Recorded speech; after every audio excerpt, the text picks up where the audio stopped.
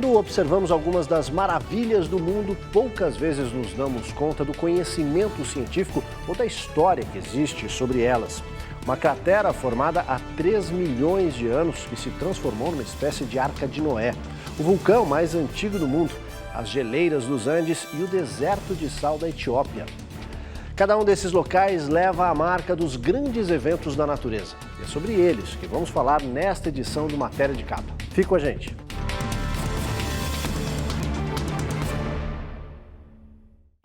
Para quem observa hoje essa cratera de um antigo vulcão na Tanzânia, é difícil imaginar o que aconteceu lá há 3 milhões de anos. Essa paisagem tranquila já foi parte de uma imensa bola de fogo que consumia tudo que estava ao redor.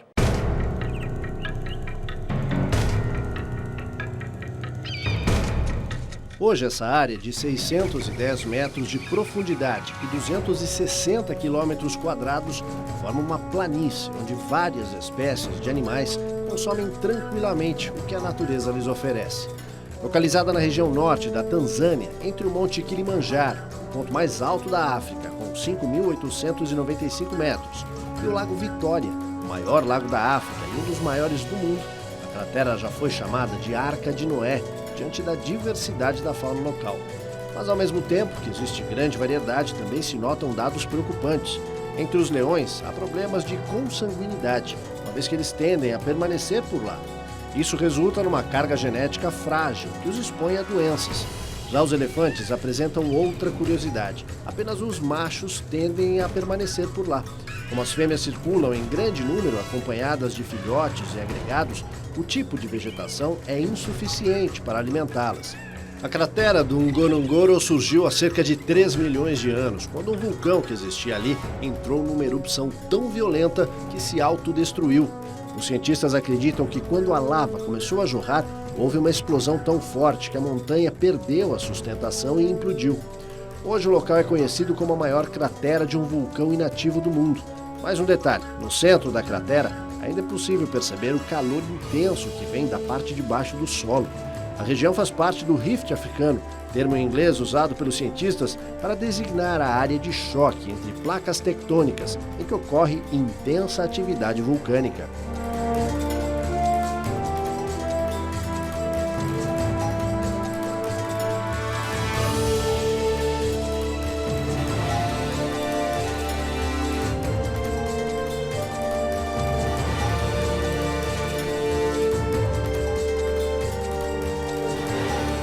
Vulcões aparecem e desaparecem da face da Terra de uma maneira muito natural por conta, obviamente, do movimento das placas tectônicas. Muito bem.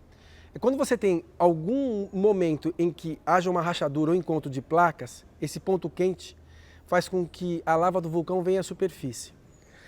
Só que aí eu não consigo falar do tempo. Quanto tempo um vulcão fica em erupção? Não se tem como dizer. Então, no caso você tem a erupção vulcânica.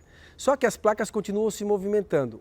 O ponto quente some do momento de ação de encontro com a superfície e ele para de ejetar lava do vulcão. Nesse caso, o vulcão fica extinto. Então a gente tem a natural visão de que todo vulcão é uma montanha. Não, ele começou na superfície, aí formou-se o cone vulcânico. Muito bem. Aí você tem a erupção vulcânica, elevação. Movimentou a placa, ele entra em extinção. Então você tem aí um vulcão extinto. Geralmente as crateras ficam preservadas, porque estão a uma altitude muito grande, e aí você tem aí nenhum evento que faça com que ela se modifique. Pode se formar um lago de água natural de chuva, pode ser autossuficiente para gerar uma temperatura e ter neve, então você tem muitos vulcões extintos que fazem com que a neve fique acumulada no seu cume. E no caso desse vulcão, você tem uma cratera enorme e aquele vão onde você tem, às vezes, vegetação crescendo por conta das sementes que voam e chegam até lá. O vulcão mais ativo do mundo, o Kilauea, no Havaí, está em permanente erupção há 3 décadas. Mais de 2 milhões de pessoas passam por lá a cada ano para ver a cratera de perto. A atual erupção do Kilauea começou em 1983, e já se tornou uma das mais longas registradas na história. A cada dia, esse vulcão despeja 500 mil metros cúbicos de lava. Essa quantidade seria suficiente para pavimentar 32 quilômetros de estrada diariamente. Desde a metade do século XIX, mais exatamente por volta de 1840, o Kilauea passou a atrair visitantes por conta de suas frequentes erupções. Só nos últimos 30 anos, a lava despejada no mar já permitiu a ampliação da ilha onde ele se encontra, no Parque Nacional do Havaí, em mais de 120 quilômetros quadrados. Apesar da intensa atividade, 7 povoados estão localizados num raio de 20 quilômetros de distância do vulcão. E os moradores acreditam que estão seguros, porque a cratera que despeja a lava está voltada para o mar. Pelo menos nas recentes erupções, já que em 1990, um vilarejo inteiro de pescadores foi encoberto após a retirada dos moradores. A queda de toneladas de lama incandescente nas águas em torno da ilha forma um berço de rocha que, ao se resfriar, passa a atrair uma impressionante fauna local, formada por peixes e outras espécies habituadas às águas mornas. O mais ativo dos 5 vulcões existentes no arquipélago do Havaí, o Kilauea, começou a ser formado há cerca de 2.800 anos. As montanhas são consideradas sagradas pela mitologia havaiana e a cratera do Kilauea é onde mora Pele, a deusa do fogo, de acordo com a crença local.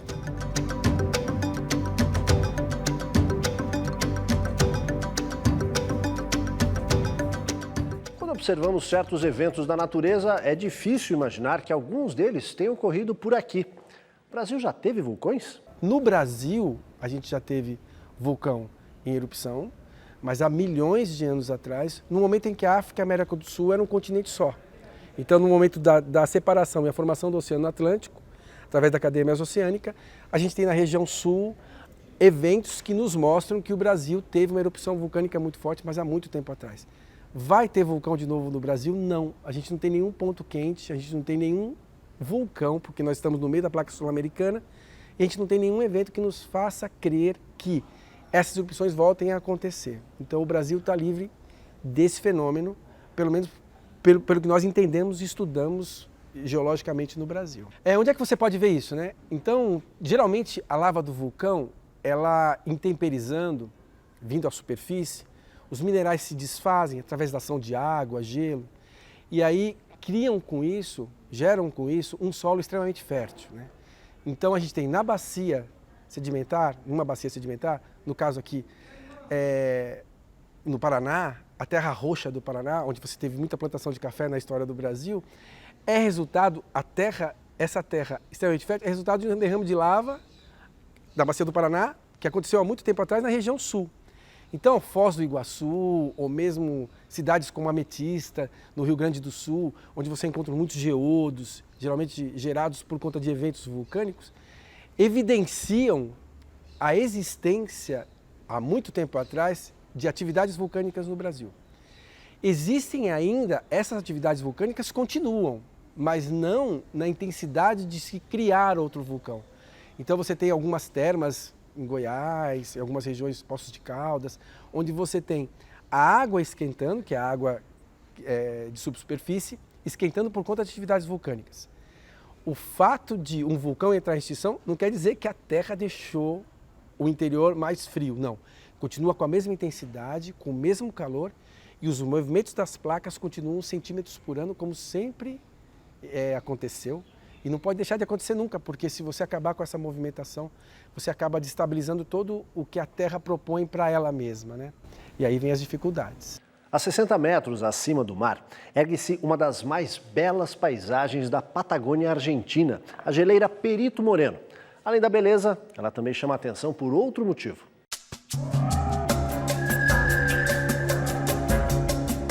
Um fenômeno diferente daquele que é visto em outras geleiras ao redor do mundo acontece em Perito Moreno. Ao invés do degelo por conta do aquecimento global, um evento natural ganha destaque lá. A geleira aumenta e diminui seu tamanho em ciclos. A massa de gelo avança continuamente pelo lago, provocando acúmulo, ruptura e, por fim, o desprendimento de gigantescos blocos de gelo.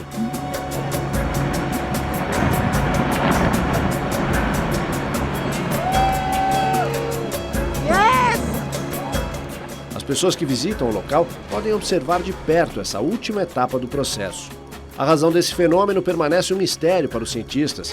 A geleira avança a uma velocidade de até 2 metros por dia, ou 700 metros por ano, e perde a mesma quantidade de massa. Através de medições feitas durante os últimos 90 anos, constatou-se que, sem levar em conta essa mudança cíclica, sua massa total não foi alterada. Além da incrível vista dos 5 quilômetros de extensão da geleira, quem visita o local pode conhecer a superfície de Perito Moreno. Coberta por pequenas montanhas de neve, os 250 quilômetros quadrados desse grande bloco conta com incríveis cavernas e passagens de gelo.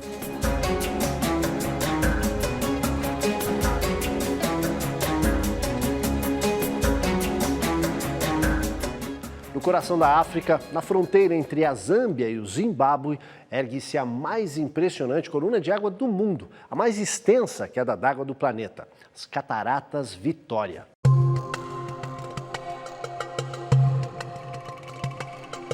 Ao longe, a fumaça parece um mau sinal para a vegetação rarefeita. Mais perto, dá para perceber que é vapor. Mas de onde? De uma fenda de 1.700 metros de extensão, que simplesmente engole as águas do rio Zambeze. Ela foi descoberta pelo explorador escocês David Livingstone, que batizou o local em homenagem à Rainha Vitória. A queda d'água foi proclamada Patrimônio Histórico da Humanidade pela Unesco. Geólogos dizem que ela teria se formado há cerca de 2 milhões de anos. Com altura média de 100 metros, a queda impressiona. 300 mil turistas passam por lá todos os anos.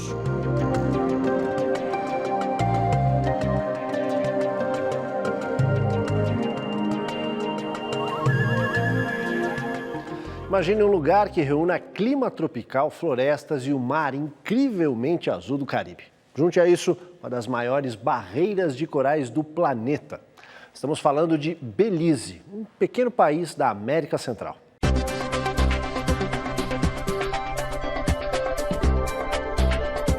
Situado logo ao sul do México, Belize é um país de cerca de 300 mil habitantes. As belas praias caribenhas atraem turistas de todo o mundo, mas o local é famoso mesmo por seus recifes de corais. Belize é o lar da segunda barreira de corais mais longa do mundo, com 310 metros de largura e 125 metros de profundidade. O Grande Buraco Azul, como é chamado, é um paraíso para mergulhadores em busca de água cristalina que esconde tesouros em suas profundezas. Quando se formou, há milhares de anos, não estava debaixo d'água. Cientistas sabem disso porque existem estalactites no interior do buraco, que só podem ser formadas em locais secos. E se por um lado mergulhar na região é uma experiência inesquecível, do alto a vista é ainda mais espetacular.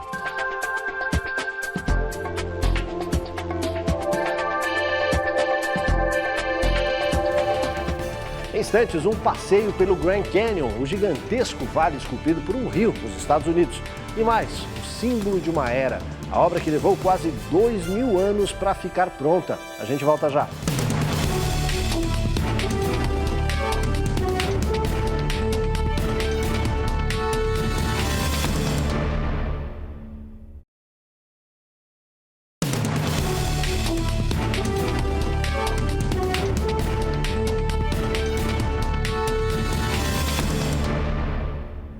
Há cerca de 20 milhões de anos, a Terra teve um dos últimos grandes movimentos de placas tectônicas, o deslocamento de partes da crosta terrestre. Hoje, em menor escala, eles provocam terremotos, mas naquela época ajudaram a desenhar os continentes na forma como os conhecemos hoje.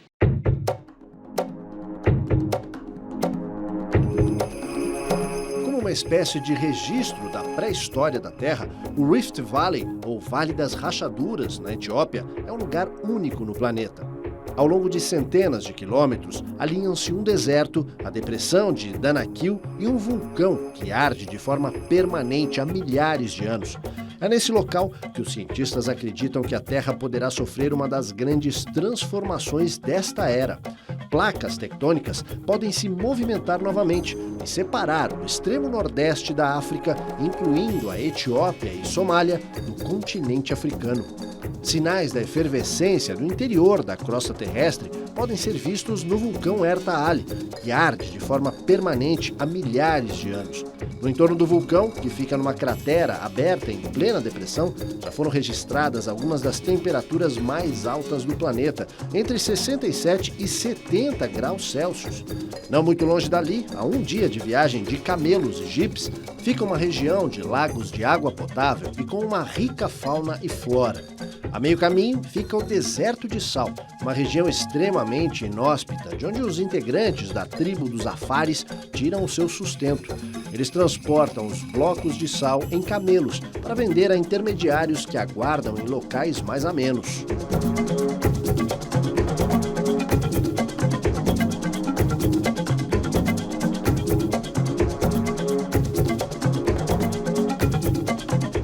A riqueza de detalhes do exército de terracota, um tesouro da história antiga da China, encanta os visitantes que vão à cidade de Xi'an. Mas a maior surpresa é que eles foram descobertos por acaso. Não fosse por isso, estariam escondidos no silêncio de um sepulcro. No total, são mais de 8.000 soldados, 670 cavalos e 130 carruagens moldados por artesãos por volta do ano 200 a.C., na dinastia Qin. De acordo com a crença da época, esse enorme exército seria encarregado de proteger o imperador Qin Shi Huang após sua morte.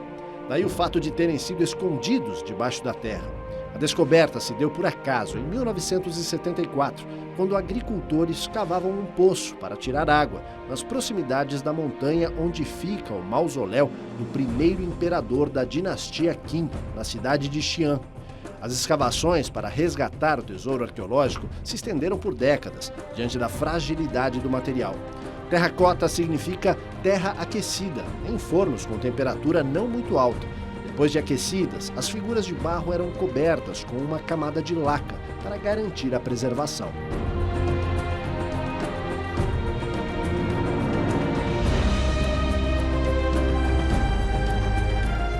Uma paisagem de tirar o fôlego. O Grand Canyon, nos Estados Unidos, é um gigantesco vale esculpido pelo rio Colorado durante milhares de anos.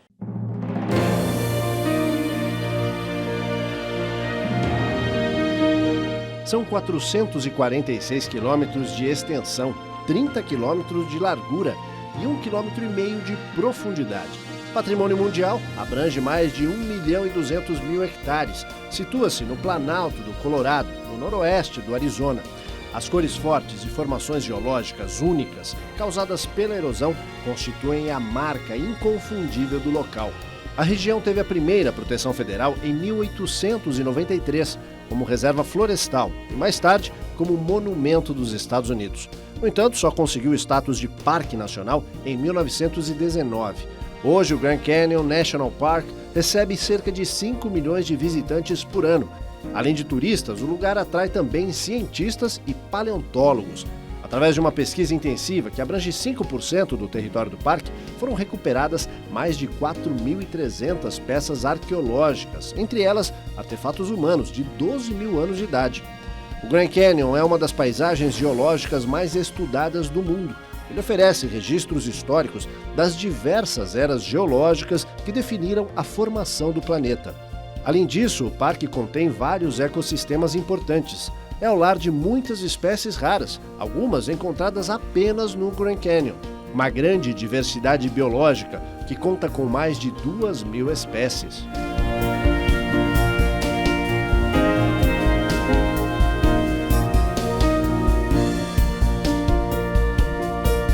O Grand Canyon ele é um exemplo fenomenal de demonstrar que a Terra realmente teve uma história há milhões e milhões de anos atrás e que o Rio Colorado escavou para a gente. Então, não só os geólogos, mas biólogos e outros geocientistas, biocientistas, enfim, vários deles, vão até lá justamente para entender e estudar qual a história da Terra até aquele momento. Então, com a escavação natural do Rio Colorado, ele expôs na superfície várias camadas de rochas sedimentares, enfim, E através da análise dessas camadas, a gente consegue saber o que foi que aconteceu há milhares e milhares e milhões de anos atrás. Então, assim, a camada mais antiga, mais próxima da superfície do rio, a mais profunda é a mais antiga. A mais à superfície é a mais recente. Se eu consigo entender o que aconteceu na mais antiga, eu vou fazendo uma escala de tempo geológico e através dessa escala eu consigo entender o que foi que aconteceu. Se nesse estudo eu consigo encontrar fósseis, restos de outros animais, ou mesmo o que nós chamamos de hipomarcos, ou seja, marcas de ondas, ou eu consigo dizer, naquele tempo o Rio Colorado era mais caudaloso, ou existia um lago de determinada profundidade, ou existiam animais marinhos ou animais de água doce. Então, dependendo do que a rocha me trouxer, ou a própria superfície me contar, através da observação, eu consigo datar isso tudo. Então, daí a importância do Grand Canyon, no sentido de nos fornecer uma literatura muito boa a respeito disso. Uma seleção das maravilhas do planeta não poderia deixar de mencionar a Grande Muralha da China, que levou quase 2000 anos para ficar pronta e proteger o território de invasores. Hoje, ela é invadida por milhares de turistas todos os anos.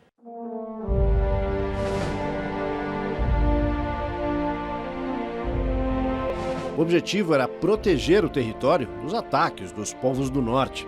A construção dos muros começou aos poucos e durou 1.900 anos. Só quando o imperador Qin Shi Huang resolveu transformar 7 reinos num país, 200 anos antes de Cristo, é que a muralha começou a ser unificada e deixou a ter intervalos ao longo do terreno. Por séculos, os operários da obra eram recrutados entre camponeses ameaçados de perder terras e plantações caso não trabalhassem. Uma argamassa de barro e arroz dava liga aos tijolos queimados a 1150 graus em fornos desenvolvidos pela dinastia Ming. Uma estrutura militar, a muralha foi planejada para abrigar tropas e mantimentos. As torres eram dispostas para que de uma fosse possível visualizar os sinais da outra, que eram feitos com fumaça de esterco queimado. No século XVII, com a expansão chinesa para o norte, na dinastia Qing, a fortificação perdeu sentido e foi abandonada. Com uma altura média de 7 metros, ela se estendeu por mais de 21.000 quilômetros, contando trechos que já ruíram. Hoje, com 8.000 quilômetros ainda de pé, a muralha é um símbolo do poderio chinês ao longo da história.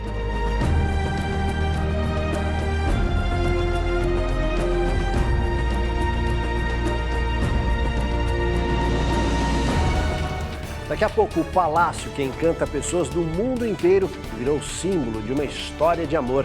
E ainda, os tesouros escondidos nos 1000 cômodos do lar de 9 gerações de Dalai Lamas, líderes espirituais dos tibetanos. A gente volta já.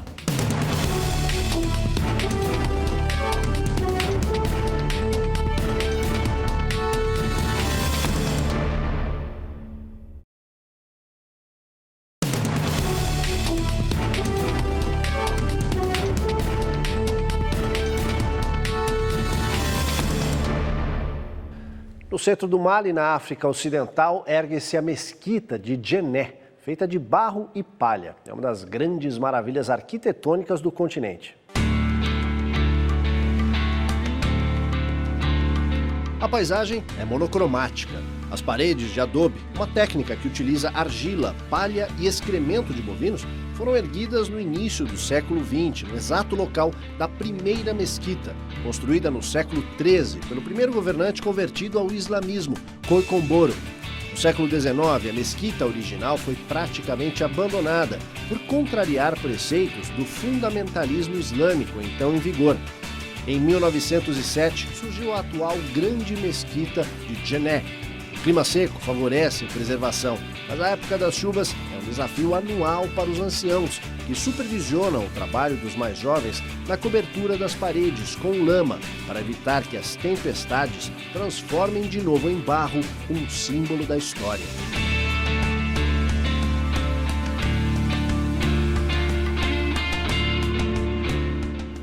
Uma das mais importantes construções na história da humanidade, o Taj Mahal, um mausoléu em mármore branco, levou mais de 2 décadas para ser erguido no norte da Índia. E mais de 1000 elefantes trabalharam lá.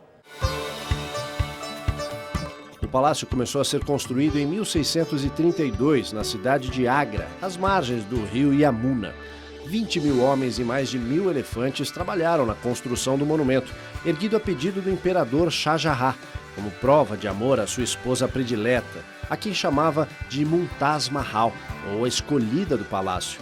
Desolado com a morte da mulher após dar à luz ao 14º filho, o rei ordenou a construção de um mausoléu para abrigar o corpo da amada. O túmulo fica bem ao centro do monumento. O palácio foi classificado pela Unesco como Patrimônio da Humanidade e recebe cerca de 3 milhões de visitantes a cada ano. Suas paredes de mármore branco são incrustadas de 28 diferentes tipos de pedras semi-preciosas. Conta a lenda que depois que o Taj Mahal ficou pronto, o imperador mandou cortar as mãos dos artesãos que trabalharam na construção para que não pudessem fazer outra obra tão bela. Mas isso nunca pôde ser confirmado. O palácio entrou para a história como símbolo de uma história de amor do século XVII.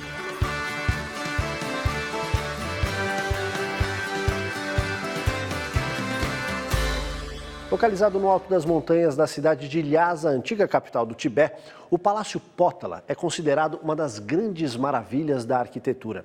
O local é referência também por sua importância histórica. Foi o lar de 9 gerações de Dalai Lamas, líderes espirituais dos tibetanos.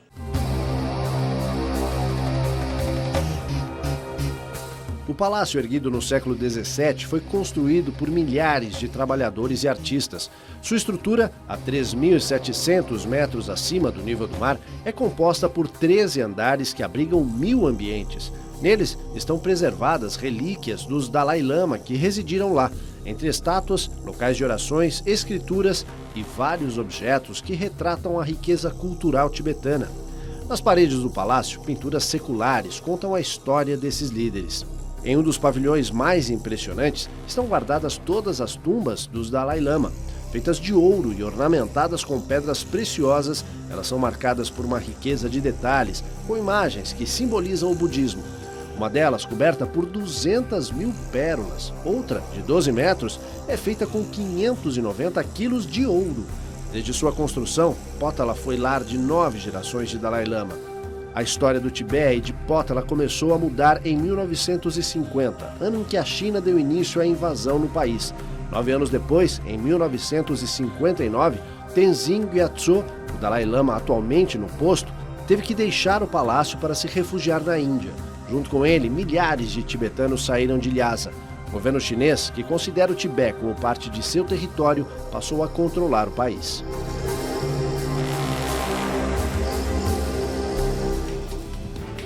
Poucas tarefas são tão desafiadoras para os cientistas como desvendar os segredos do planeta, sua origem e formação. Ao mesmo tempo, a transmissão desse conhecimento para um público cada vez mais amplo pela televisão e outros meios também faz parte desse trabalho. Daí a importância de livros como o que tomamos como base para a realização desse programa, The World's Great Wonders, ou As Grandes Maravilhas do Mundo, publicado pela editora de guias turísticos Lonely Planet, da Inglaterra. Ainda não foi lançado no Brasil, mas vale a pena esperar. A Tela de Capa fica por aqui, voltamos no próximo domingo às 7h30 da noite. Uma ótima noite a todos e até lá!